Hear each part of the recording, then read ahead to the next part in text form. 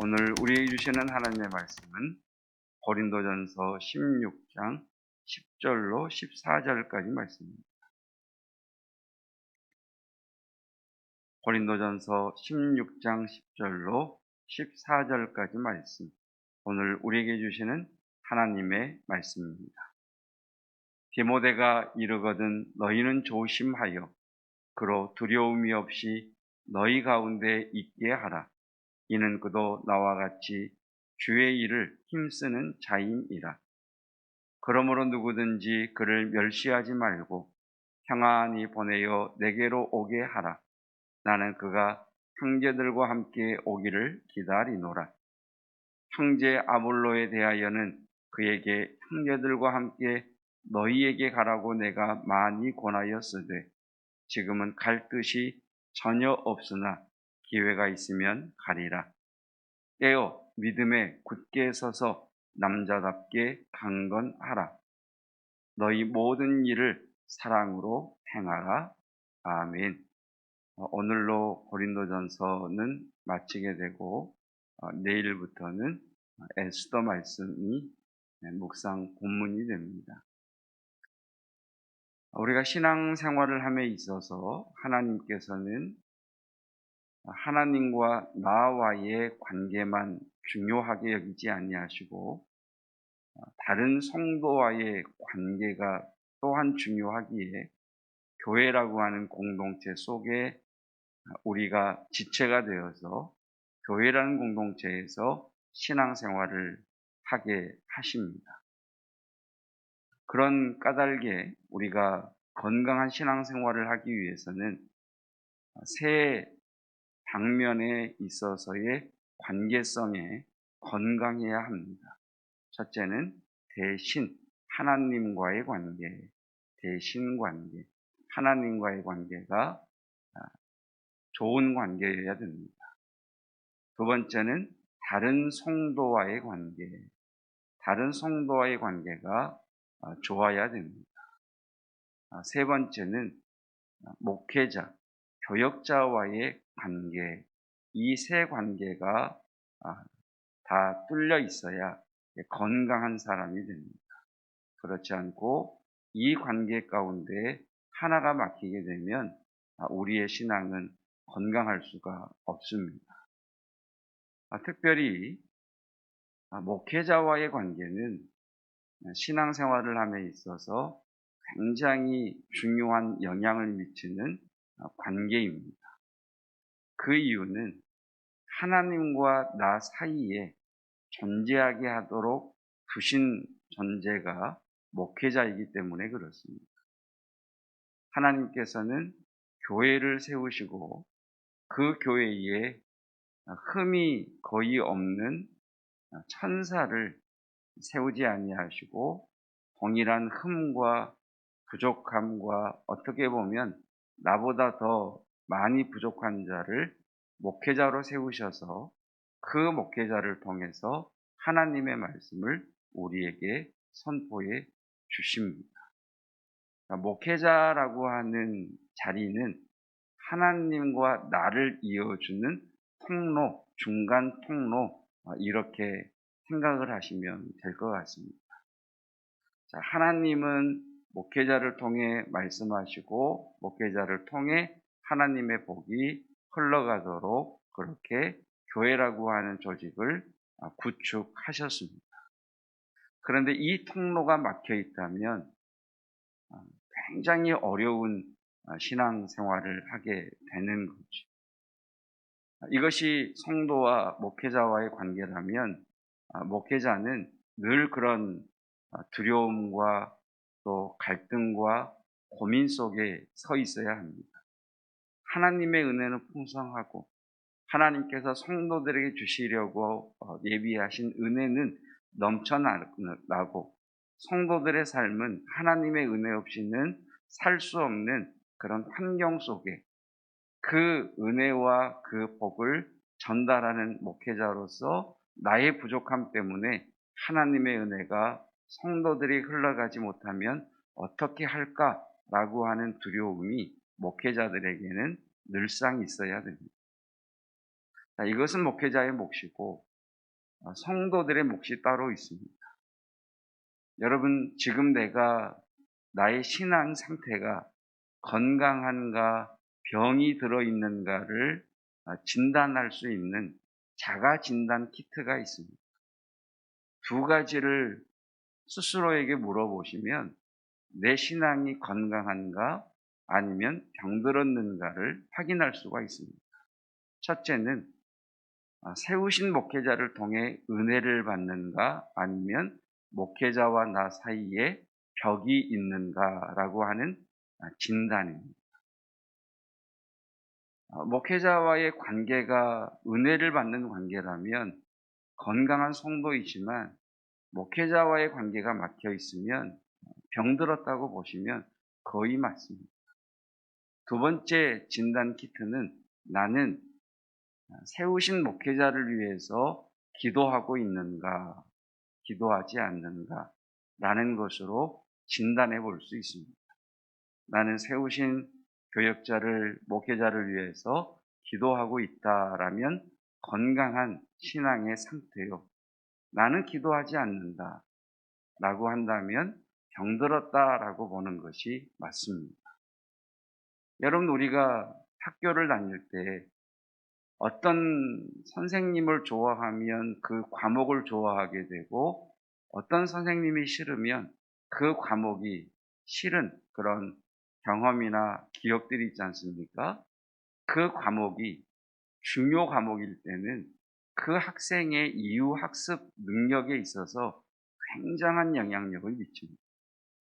우리가 살아가면서 배워야 할 과목의 한 과목도 그런 관계라면 우리 이후의 삶에 영향을 미치는데, 하나님의 말씀이 선포되는 통로인 목회자와의 관계가 어떠하느냐 하는 것은 더 심각한 문제입니다. 왜냐하면 이것은 영적 전쟁이기 때문에 그렇습니다. 성경은 믿음은 들음에서 나고 라고 말씀하고 계십니다. 그 사람의 믿음을 병들게 하고 그 사람의 믿음을 변질되게 하려는 사단이 제일 먼저 공격하는 것은 성도의 듣는 자세, 듣는 마음입니다. 그래서 목회자와의 관계를 비틀어 놓으면, 목회자와의 관계를 갈등으로 심어 놓으면 목회자에 대하여 마음에 들지 않는 그런 마음을 딱 심어주면 말씀이 들리지 않게 되는 거죠. 여러분, 목회자를 위해 기도한다는 게 쉬울 것 같죠? 굉장히 어렵습니다. 이것이 우리 사람에 관한 일이라면 내가 의지를 가지고 또 내가 생각을 바꾸고 기도할 수 있겠습니다만, 목회자와의 관계의 형성은 영적 전쟁이기 때문에 사단이 우리의 상처를 계속 들쑤셔서 기도하지 못하게 합니다. 그래야 하나님의 말씀을 듣지 않고 그 사람의 신앙이 병이 들고, 그 사람의 신앙이 병이 들어야 그 사람이 있는 공동체가 전염이 되어서 그 교회가 병이 들고 주저앉게 하기 때문에 그렇습니다. 그것이 나의 현 신앙이 건강한가 병들어 있는가를 점검할 수 있는, 그리고 치유할 수 있는 그러한 방법입니다. 자, 오늘 고린도전서를 마무리하면서 10절 말씀에 디모데가 이르거든. 자, 디모데는 목회자입니다. 자, 바울도 목회자죠. 고린도 교회의 문제가 무엇이었습니까? 분열되는 거였죠. 나는 바울 목사님이 좋아, 나는 아볼로 이대 목사님이 좋아, 나는 베드로 사도가 좋아, 이렇게 각자가 추종하는, 각자가 따라가는 목회자가 있었다는 말은, 바울을 추종하는 사람은 아볼로와의 관계가 막혀 있었고, 아볼로와의 관계가 뚫린 사람은 바울과의 관계가 막혔다는 이야기입니다.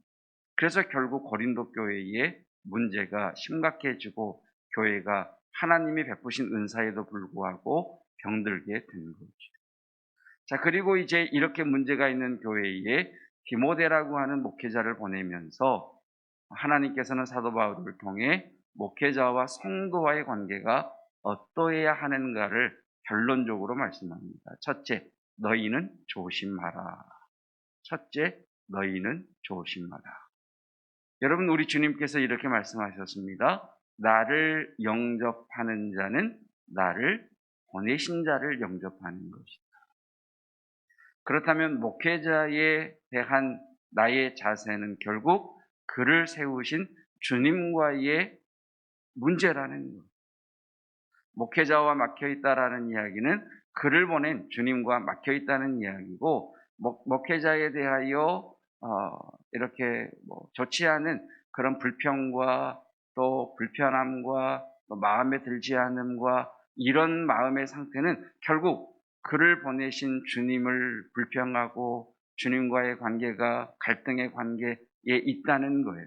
첫 번째 주시는 말씀, 조심해라. 조심하라는 이야기는 세우신 자 뒤에 세운 자가 주님이시라는 것을 기억하라라고 하시는 말씀입니다.